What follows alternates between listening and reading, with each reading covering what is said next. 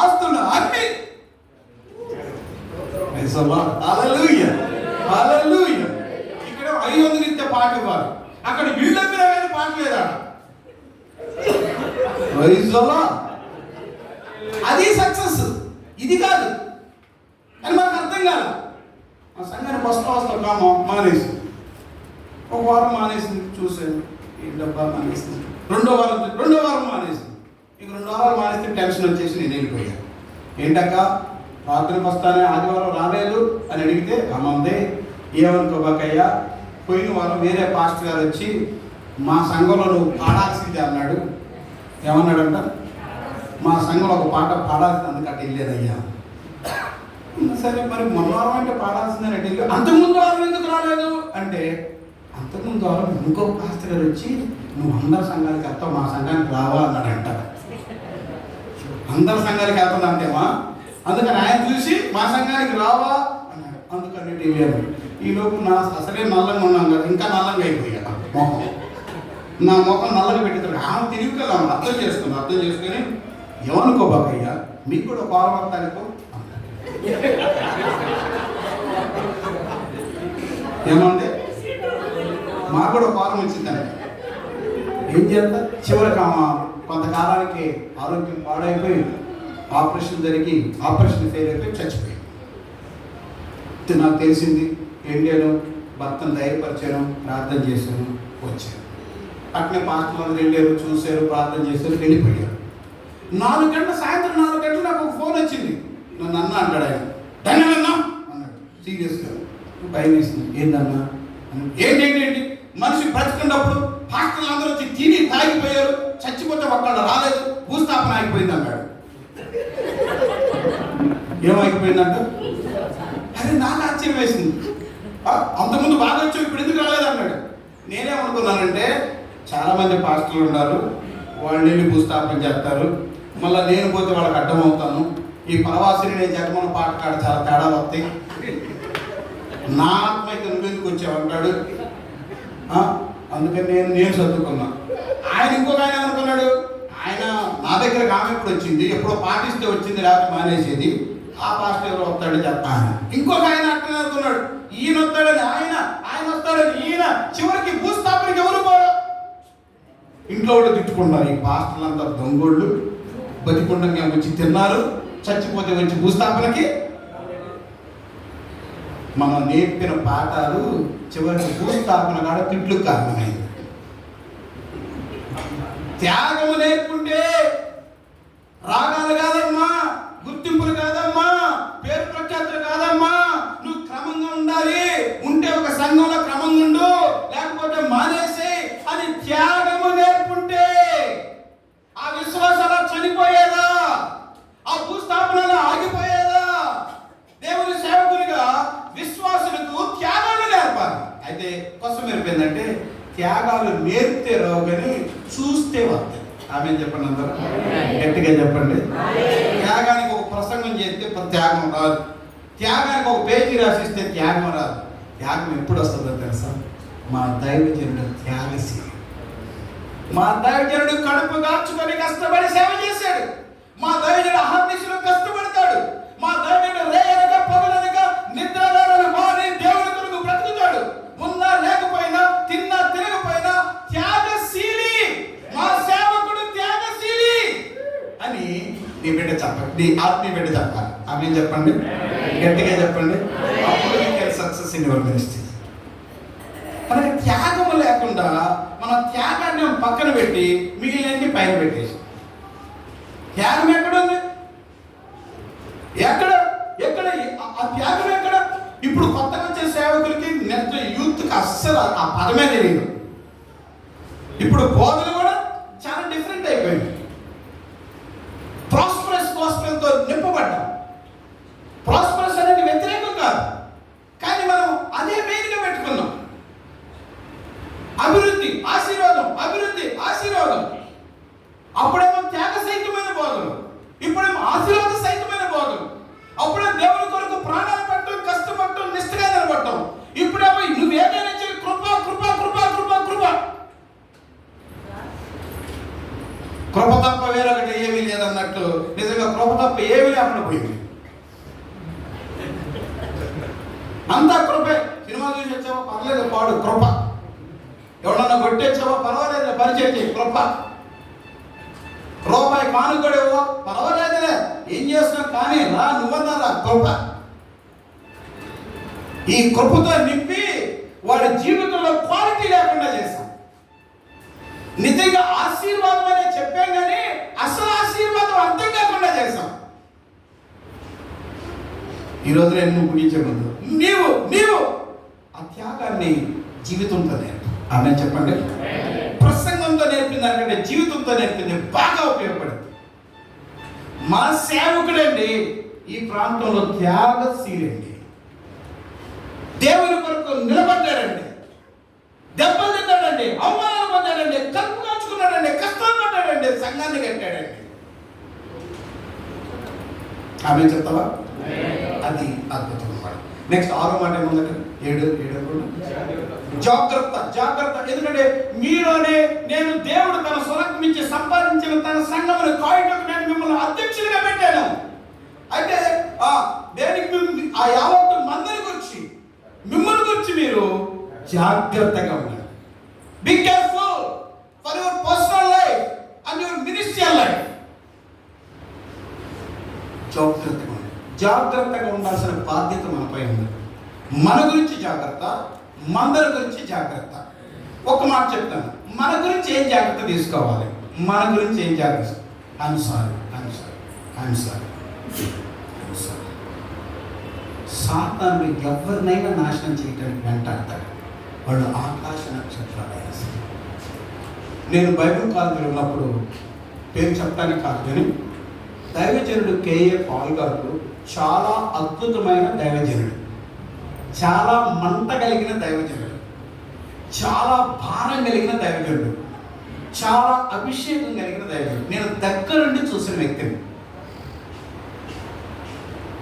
మెరీనా బీచ్లో మీటింగ్స్ పెట్టే మేమున్న టైంలో ఆయన అనుకున్న ప్రజలు రాలేదు. అప్పటికే 4-5 లక్షలు వచ్చారు. ఆయన ఇంకా 10 లక్షలు రావాలని ఆయన తపన. ఆయన అనుకున్నంత మంది ప్రజలు రాలేదని చెన్నైలో ఉన్న మీడియా మొత్తాన్ని కొనేసి ప్రతి ఛానల్లో తన మీటింగ్స్ ప్రసారం చేశాడు. డబ్బును చూసుకోవాలి. కొన్నిసార్లు నా ప్రసంగానికి టైం చాలదు, మీరు కానుకలు పట్టబాకండి, కానుకలు పట్టడం అనిపించాడు. కానుకలు పడితే లక్షల కోట్లలో వస్తాయి, వదిలేసాడు. అది ఆయనకున్న జీల్ ఫర్ గాడ్, ఆయనకున్న ప్యాషన్ ఫర్ మినిస్ట్రీ. బట్ ఏం జరిగిందేమో అవన్నీ మనకు అవసరం లేదు. ఈరోజు గుండె పగిలిపోతుంది. నేను దగ్గర చూశాను కాబట్టి నా గుండె నిజంగా పగిలిపోతుంది. ఈ మనిషి నేను అలా చూడలేకపోతున్నాను. నేను అలా చూసిన వ్యక్తిని ఇలా చూడలేకపోతున్నాను. అంటే చాలా దుఃఖం వేస్తుంది. ప్రభా, హెలికాప్టర్లో ట్రాక్స్ పెట్టిన వ్యక్తి, విమానంలో సువార్త ప్రకటించిన వ్యక్తి, ఈ ప్రపంచంలో దేవుని ప్రతినిధి యొక్క విలువను చాటి చెప్పిన వ్యక్తి ఈరోజు పిచ్చోళ్ళ చేత మాట్లాడుతున్నాడు. ఈరోజు దొంగల చేత మాట్లాడుతున్నాడు. ఈరోజు మోసగాళ్ళ చేత మాట్లాడుతున్నాడు. మనం ఎవరు కేవలం చూడడం కాదు, ఆయన కొన్నంత అభిషేకం మనకు లేదు. దుష్టుడు ఆయన్నే మోసం చేశాడు. మనం ఒకసారి ఆలోచించాలి. జాగ్రత్త, నీ లైఫ్ జాగ్రత్త. ఈ అనుభవం చెప్పడానికి ఈరోజు చాలుతాం. అజాగ్రత్తగా ఉన్న సేవకులు, అజాగ్రత్తగా ఉన్న విశ్వాసులు తమ జీవితాలను, తమ పిల్లల జీవితాలను, తమ కుటుంబ జీవితాలను, తమ సంఘ భవిష్యత్తును ఎంత నాశనం చేసుకున్నారో. తెనాల్లో 500 మంది సంఘం మూసివేసి వెనక నుంచి పారిపోయారు. జాగ్రత్త లేదు. నా దగ్గరికి మా సంఘస్థులే వచ్చి హిమ్ముల డబ్బుని ఒక నవార్ మంచం మీద వేసి, దుప్పట వేసేసి ఇంత రాసి పూసి ఉంటారు. అన్నా చూడు, నువ్వు కూడా రా, నువ్వు కూడా కట్టుకో. చేతులతో లెక్క పెట్టడానికి కుదరక ఎలక్ట్రానిక్ మిషన్ తీసుకొని వచ్చి మనీ కౌంట్ చేసేది, దానికి నా చేతే ప్రార్థన చేయించి దాంట్లో ఆ మనీ పెట్టి బటన్ నొక్కితే అవి కౌంటింగ్ చేస్తా డ్రర్ అంటే ఆయన అని నవ్వుకున్నాడు. నేను చెప్పాడు, అన్నా ఎప్పటికైనా ఇది ప్రమాదం. డబ్బు పెరుగుతుంది అనుకో బాకు, పాము పెరుగుతుంది అనుకో అని చెప్పాడు. ఏం పెరుగుతుంది? పాము పెరుగుతుంది, జాగ్రత్త జాగ్రత్త అని చెప్పి. నువ్వు నరకానికి యాక్చువల్గా ఆయన నాకెంతో హెల్ప్ చేస్తాడు, నాకెంతో రైట్ హ్యాండ్, నాకెంతో మేలు చేశాడు. కానీ చిన్న అజాగ్రత్త చెప్పలేదంత కీడు చేసింది. దుష్టుడు ఎవరిని ఎక్కడ మోసం చేస్తాడు? నీ పిల్లల విషయంలో, నీ విషయంలో, కుటుంబ విషయంలో, సంఘం విషయంలో, మంద విషయంలో, నీ విషయం ఎక్కడికక్కడ జాగ్రత్తగా ఉండాలి. నాకు బస్సుకొని పెడతాను అన్నాడు. నీ సేవకు బస్సుకొని పెడతానంటే 2 నాకు బస్సు వద్దున్నా, నీకు 14,000 జీతం అవుతుంది, 1400 దశం బాగా చాలంటే అని చెప్పాడు. బస్సు కొని పెడతానన్నప్పుడు వదిలేసాం. 3 లక్షలు కానుకిస్తానన్నప్పుడు వదిలేసాం. రకరకాల జస్ట్ ఒక బ్యానర్ పెట్టుకుని ఫోటో తీస్తాం, నీ అమౌంట్ నీకు ఇస్తాం అన్నప్పుడు వదిలేసాం.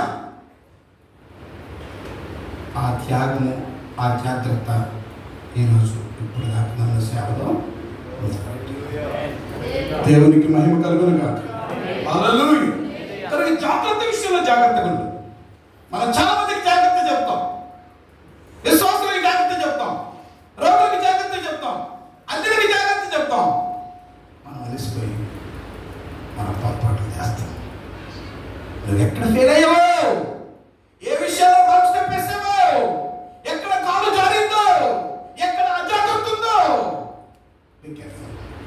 నెక్స్ట్ మనం మెళుకువ గురించి మాట్లాడుకోవాలి. మెళుకువ, వంకర మాటలు పలుకువారు మీలోనే బయలుదేరుతారు. మీరు మెళుకువగా ఉండండి, మెళుకువగా ఉండండి. అంటే నేనేం చెప్తానంటే, మెళుకువ కలిగిన బిడ్డలు దేవుని వాక్యాన్ని బాగా బాగా ధ్యానిస్తారు. నేను ఒక మాట చెప్తాను, ఎలాగంటే మనకు మెళుకువ లేకపోతే అన్ని బోధలు మనలో పనిచేస్తాయి. మెళుకువ లేనందునే దుష్టుడు మోసం చేస్తున్నాడు. నీకు వాక్య ప్రత్యక్షిస్తుంటే మెళుకువగా ఉంటావు. సాతానుడు వచ్చాడు, యేసయ్యను మోసం చేయాలనుకున్నాడు, కుదరలా. ఎందుకంటే ఆయన మెళుకువ కలిగిన కనుక మెళుకువ కలిగి ఉండు. ఎవరు ఎలా మాట్లాడుతున్నారు? ఒకసారి నేను ఇలా చెప్పాలి. ఒక వ్యక్తి మన దగ్గరకు వస్తే ఆ వ్యక్తి పరిశుద్ధ ఆత్మ యొక్క నడిపింపుతో మనం గమనించుకోవాలి. ఇతడు ఆత్మీయుడా, ఇతడు శరీరుడా, ఇతడు పర సంబంధ, ఇతడు లోక సంబంధ, ఇతడు ఆత్మ సంబంధ, ఇతడు శరీర సంబంధ, ఇతడు ఏమై ఉన్నాడు, ఇతడు ఏమై ఉన్నాడు. నీకు మెళుకువ లేకపోతే నువ్వు పడిపోతావు. కొన్నిసార్లు నేను కొన్ని గ్రామాలు విడిచిపెట్టాను, కొంతమంది విశ్వాసాలు వదిలేశాను, కొంతమంది కొన్ని ప్రాంతాలు కూడా వెళ్ళకుండా మానేశాను. మీకు జస్ట్ అర్థం కాదు. ఎందుకో తెలుసా? నేను వెళితే అక్కడ ఆ ఊరిని రక్షించడం కాదు, అక్కడ సంఘం కట్టడం కాదు, నా సేవే పాడయ్యే కట్టదు. సో నాకు అది వద్దు, నాకు ఎలా వద్దు. గుర్తుపెట్టుకో, చేపలు పట్టడానికి వెళ్ళినప్పుడు చెరువులో పడి చనిపోయాడు. నా మాట అర్థమై కాదని చెప్పండి, ఇంకొంచెం గట్టిగా చెప్పండి. చేపలు పట్టడానికి వెళ్ళి చెరువులో పడి తెచ్చాడు. చాలా మంది సేవకులు ఆత్మలను పట్టడానికి వెళ్ళి ఆత్మను పోగొట్టుకుంటాడు. నేను ఒక సేవకుడికి చెప్పాను, విశ్వాసతో చేయబెట్టుకుని ప్రే చేస్తున్నాడు, చేయబెట్టుకుంటున్నాడు. నేను వద్దయ్యా, అట్ట అంత అవసరం లేదు, మనం ప్రార్థన చేస్తే చాలు, అంత క్లోజ్గా ఉండబోకంటే. ఏంటన్నా, ఏంటి అలాగంటావు? అసలు అమ్మాయి ఎవరు అనుకున్నా? నా కూతురు, నా కూతురు లాంటిదన్నా, నేను తండ్రిని, ఆత్మీయ తండ్రిని, నా కూతురు అన్నా అన్నా. నేను చెప్పే జాగ్రత్త ఉండ, మెళుకువగా ఉండయ్యా అన్నా. తర్వాత 1 సంవత్సరం 2 సంవత్సరాల తర్వాత నాకు ఒక పెళ్లి కార్డు తెచ్చిచ్చాడు. పెళ్లి కార్డులో పెళ్లి కూతురు ఎవరో తెలుసా? కూతురు, నా కూతురు అన్నాడే. ఆ కూతురు ఇప్పుడు పెళ్లి కూతురు అయింది. అంటే ఏమి లేదు, మెళుకువ లేదు. ఎట్లాంటి కూతురు, పెళ్లి కూతురు అయితే సంఘానికి సాక్ష్యం అవుతారా? సంఘానికి జనమవుతారా? ఆ పాస్టర్ గారిని ఏమంటారు? ఆ సంఘం ఏమంటారు? ఆ ప్రాంతం వాళ్ళు అంటారు, వీళ్ళు సేవకుని వచ్చి, వీళ్ళు సేవని ప్రారంభించి కూతురని చెప్పి ఏం చేశాడు? పెళ్లి కూతురు చేశాడు.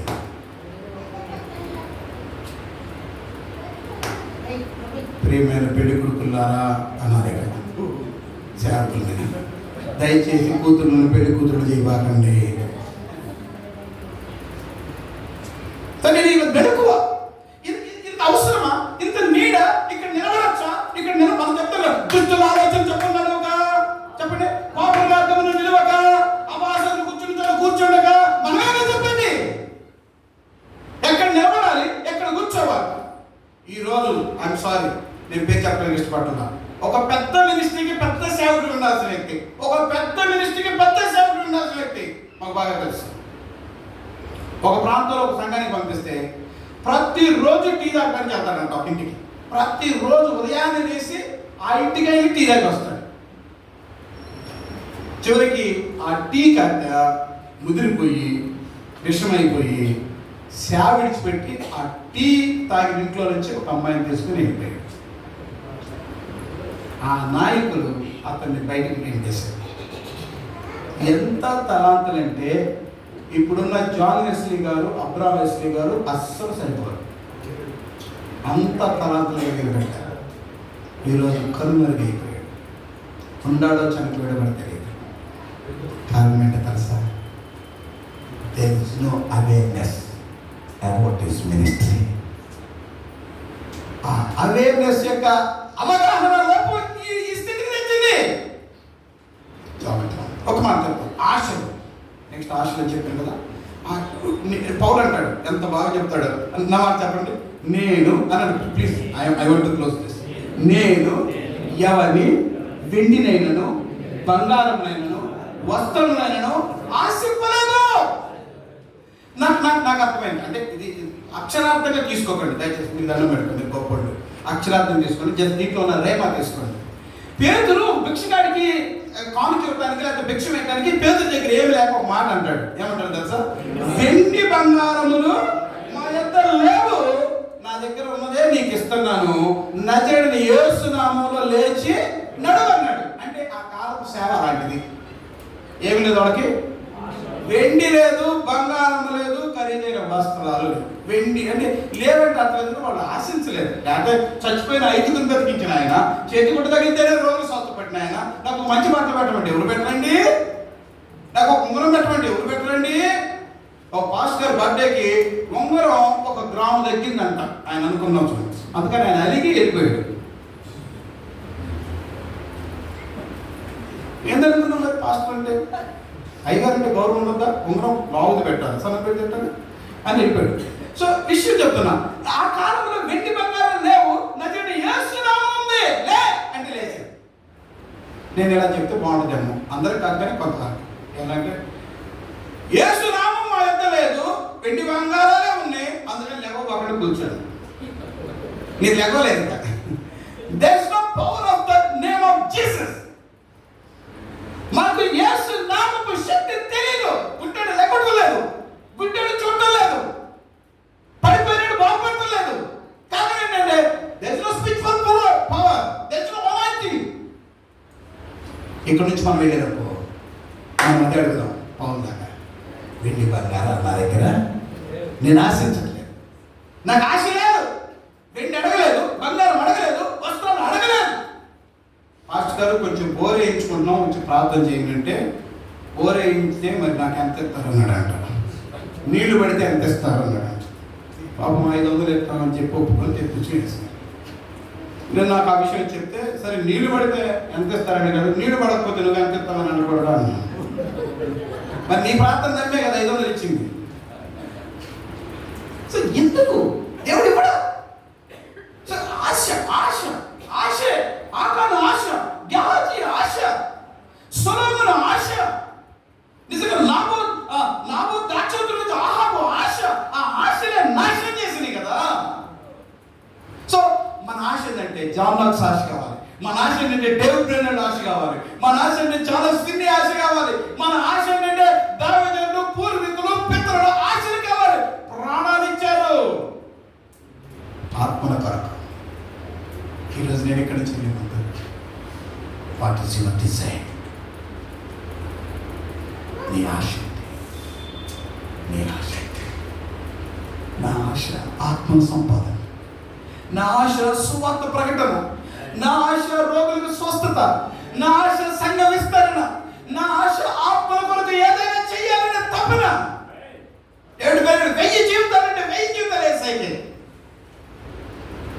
ఈరోజు ఇక్కడి నుంచి వెళ్ళి ముందు చేంజ్ యువర్ డిజైర్స్. నేను ఎక్కువసేపు చెప్పాను అనుకో, మీరు అంటారు మా ఆశ ఏంటంటే నువ్వు విడిచిపెట్టడమే.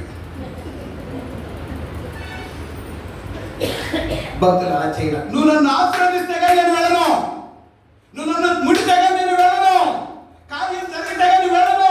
రోజా, 2 రోజుల, 3 రోజుల, 4 రోజుల, 10 రోజుల ఆత్మ పరిశుద్ధాత్మను దిగివచ్చేదాకా, పెంతెకొస్తు జరిగేదాకా 10 days, నాకు 1 మెసేజ్, నాకు 1 డే మెసేజ్.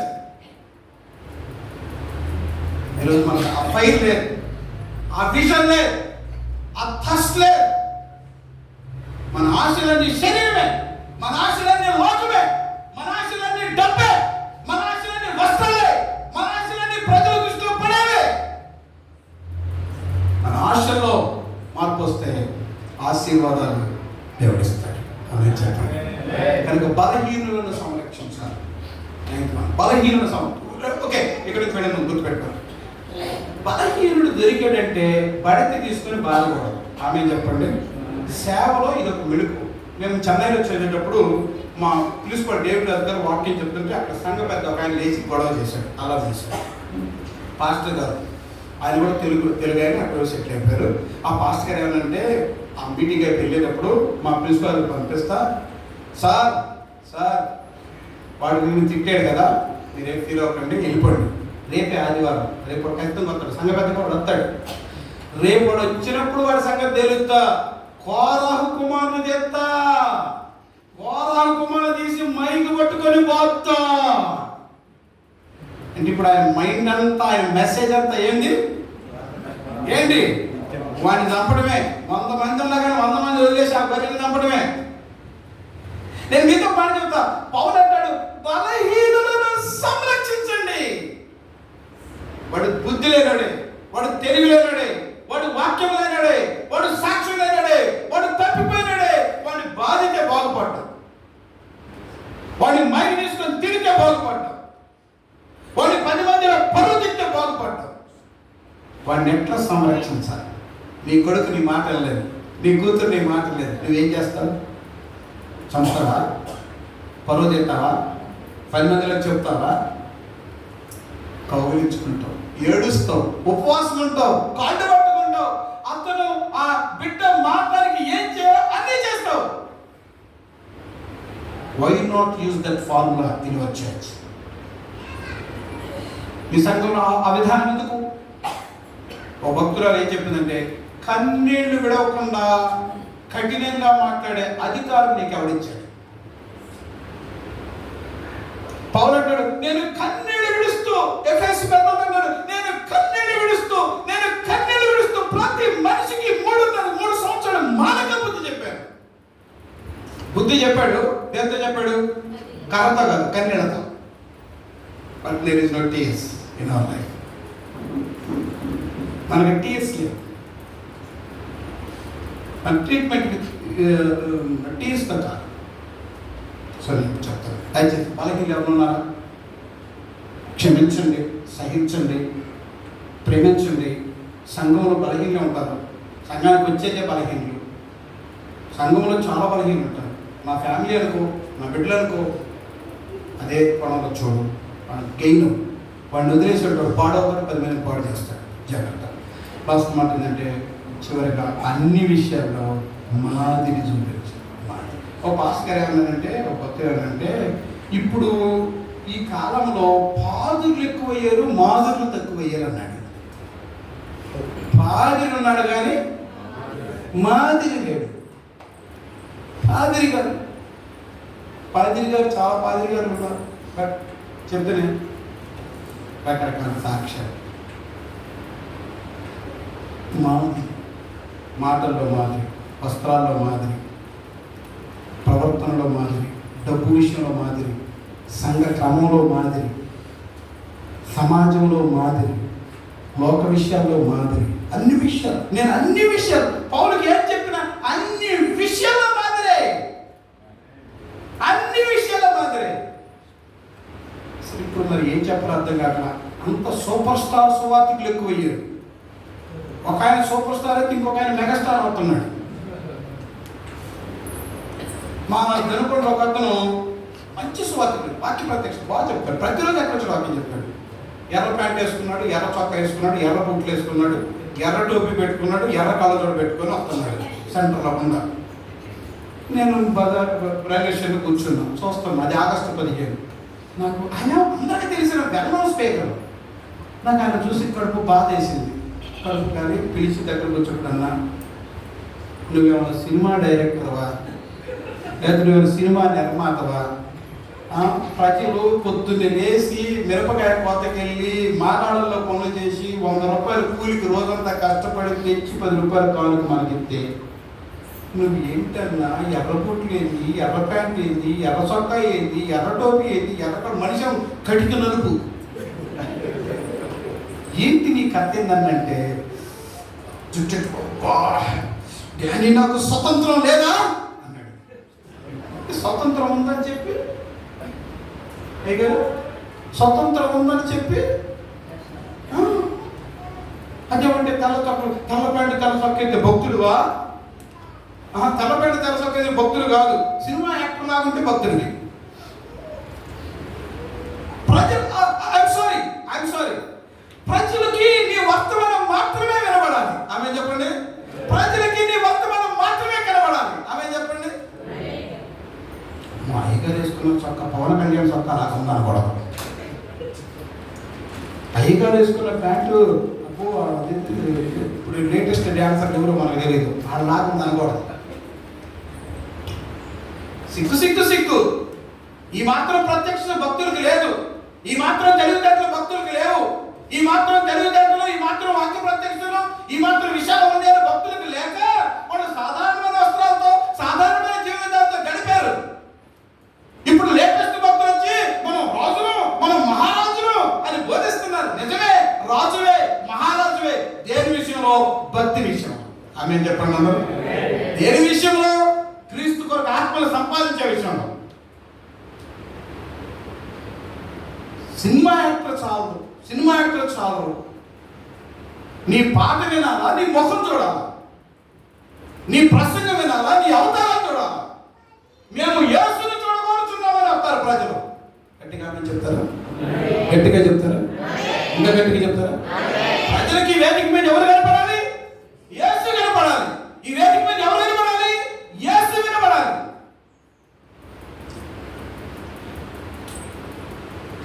ఏమైపోతున్నాయి?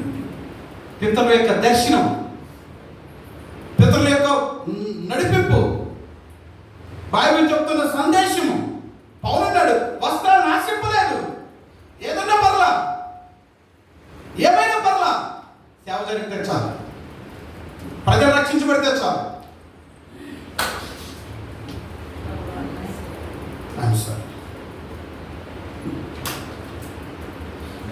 లిఫ్ట్కి పోయిందని ప్రసంగం మానేట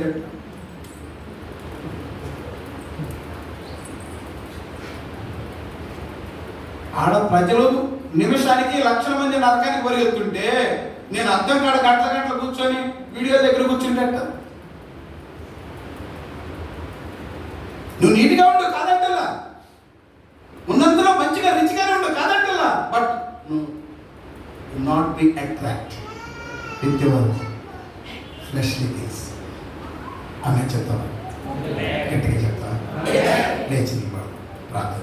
check our spiritual body, check our spiritual ministries. మన సంఘము, మన ప్రవర్తన, మన విధానాలు ఒక్కసారి సక్సెస్ కి వ్యతిరేకంగా ఎక్కడున్నాం? Examine our self. లేచి నిలబడదామా? ఒక్కసారి కన్ను మూసుకుందామా? To success our ministry. పౌలులాగా మనము కూడా విజయవంతమైన సేవ చేయడానికి, ఫలవంతమైన సేవ చేయడానికి, వ్యతిరేకతలున్నా, శ్రమలున్నా, ఆపదలున్నా, పేదరికమున్నా, ప్రమాదాలున్నా, మరణాపాయాలున్నా విజయవంతమైన సేవ చేయడానికి 10 సూత్రాలు ప్రభువు నాకు దయచేయి. అందరూ ఒక చిన్న పిల్లలాగా ప్రార్థన చేద్దాం. మన సేవ అభివృద్ధి కొరకు, మన సంఘ అభివృద్ధి కొరకు, మన ప్రాంత రక్షణ కొరకు ఒక చిన్న బిడ్డలాగా అడుగుదాం. ప్రభువా నాతో మాట్లాడేవు, ప్రభువా నాతో మాట్లాడేవు, ప్రభువా నన్ను మార్చు, ప్రభువా నాకు కుట్రలైన ధైర్యం చేయి, ప్రభువా కృంగిపోకుండా కుటుంబ మధ్య సేవ చేయడం నేర్పు ప్రభు.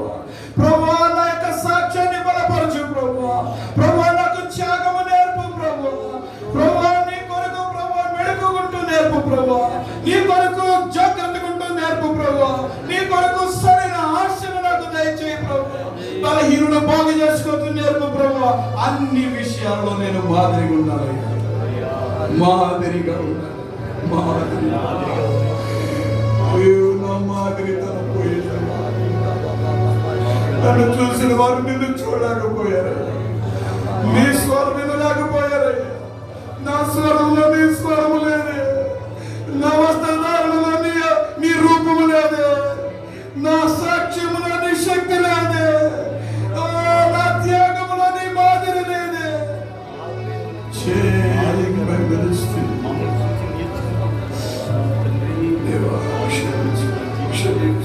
చిన్న ప్రార్థన చేస్తున్నాం, ఈ సెక్షన్ క్లోజ్ చేస్తాం.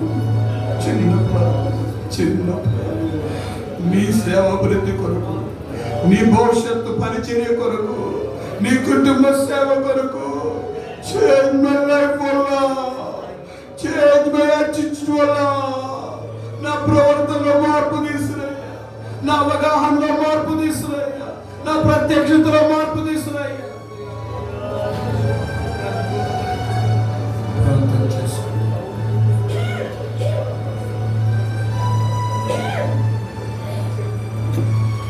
పరిశీలన చేసుకుందాం. కళ్ళు మూసుకుని అలాగే బలవంతమైనటువంటి పరిచర్యకు మనం ఎలాంటి సూత్రాలు పాటించాలో దైవ సేవకుల గురించి ప్రభు చాలా వివరంగా మనందరితో మాట్లాడారు.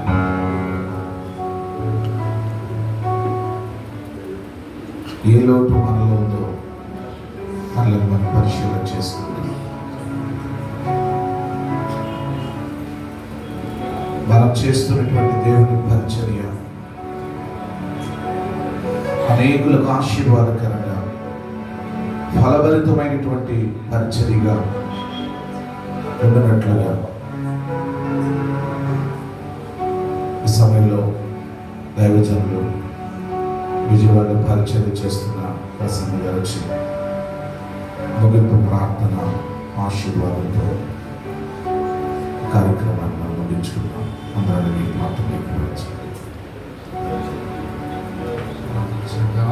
తండ్రి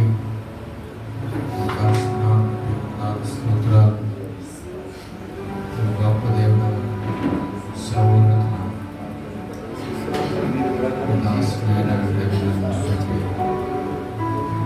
ఈ మధ్యాహ్న సమయంలో మా హృదయాన్ని మీరు మరణించడం వారికి స్తోత్రాలు. దేవాలయంలో ఉన్నటువంటి శిష్యులను ప్రశ్నిస్తున్నటువంటి వారి అంతరంగంలో కలిగినటువంటి మంటను మేము కూడా ఈ యొక్క మధ్యాహ్నంలో కలిగిన సహాయం చేయండి. మేము ఎక్కడ విఫలమైపోయాము, ఎక్కడ మేము పడిపోయాము, ఎక్కడ తొట్టిల్లాము, ఎక్కడ బలహీనమయ్యాము, ఎక్కడ అపేక్షాపరులమయ్యాము, ఎక్కడ సాక్ష్యాలు లేకుండా పోగొట్టుకున్నాము, ఎక్కడ ప్రభువా మాదిరి కనపరచలేని పాదిరులుగా ఉన్నాము. మీరు చాలా సూటిగా మాట్లాడుతూ వచ్చినందుగా స్తోత్రాలు.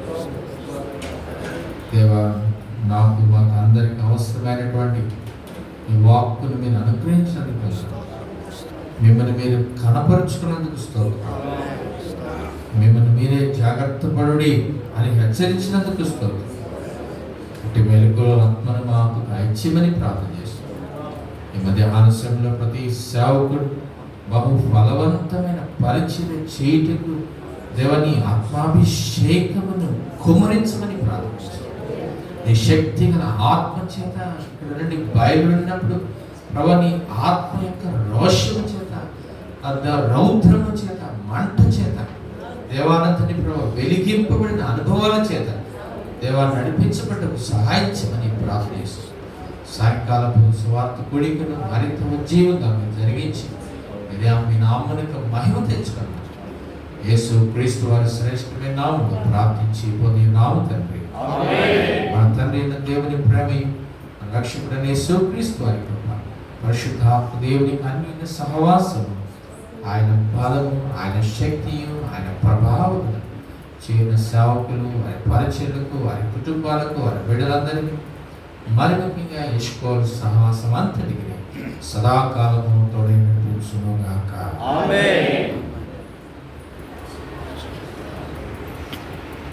దేవుడు తన సేవకుని బలంగా వాడుకున్నందుకు దేవునికే మహిమ కలుగునుగాక. ఇలాంటి దైవ సేవకులు అనేక ప్రాంతాల్లో దేవుడు బహుబలంగా వాడు